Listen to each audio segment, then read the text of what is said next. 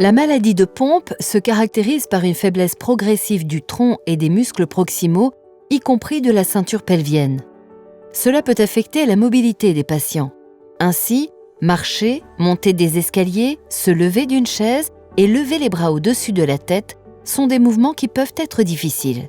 Des difficultés respiratoires peuvent être également éprouvées par les patients à cause de ces faiblesses musculaires, notamment diaphragmatiques. La démarche dandinante des patients constitue un signe visible de la maladie de Pompe.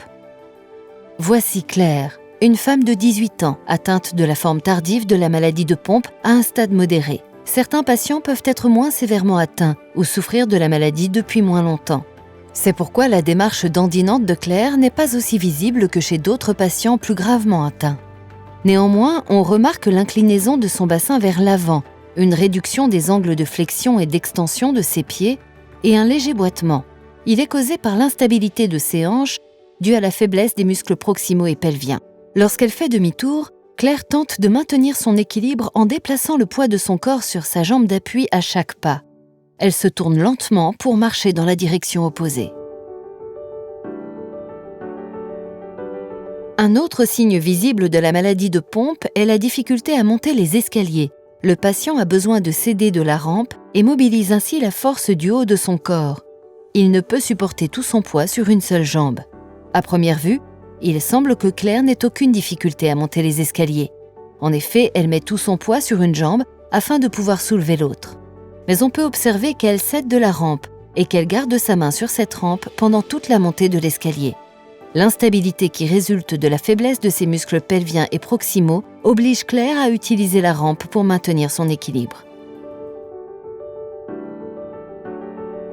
La difficulté à se lever d'une chaise est également un signe de la maladie de Pompe. Le patient a besoin de mobiliser la force du haut de son corps en poussant sur ses bras. Il semble que Claire n'ait aucune difficulté à se lever d'une chaise avec ou sans accoudoir. Elle n'a pas besoin d'utiliser la force du haut de son corps pour se mettre debout.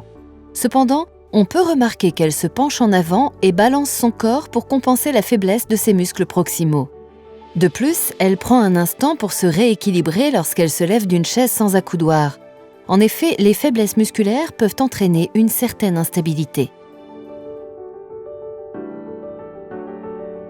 Les patients atteints de la maladie de Pompe ont des difficultés à saisir des objets au-dessus de leur tête. Claire a peu de difficultés à lever les bras au-dessus de sa tête. On remarque le décollement de ses omoplates qui est caractéristique de la maladie de Pompe. Ce décollement limite la mobilité du haut du corps. Il est davantage perceptible lorsque le patient lève les bras.